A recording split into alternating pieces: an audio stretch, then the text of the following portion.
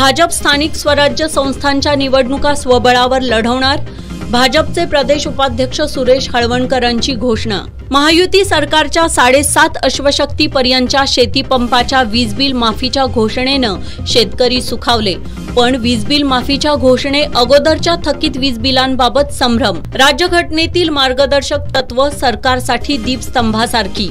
संविधान अमृत महोत्सव सप्ताहा अंतर्गत शिवाजी विद्यापीठात आयोजित व्याख्यानात प्राध्यापक डॉक्टर सुरेंद्र जोंधळे यांचं मत। हेल्मेट प्रवासाबद्दल दुचाकीस्वारासह पाठीमागे बसणाऱ्या व्यक्तीवर कारवाई करण्याचा आदेश सोशल मीडियात व्हायरल। मात्र कोल्हापूर शहर वाहतूक नियंत्रण शाखेकडे हा आदेश अधिकृतपणे प्राप्त झाला नसल्याची पोलीस निरीक्षक अनिल तनपुरेंची माहिती। आणि उदगाव अंकली दरम्यानच्या जुन्या पुलावरून चारचाकी कोसळली, 3 जण जागीच ठार तर 3 जण गंभीर जखमी।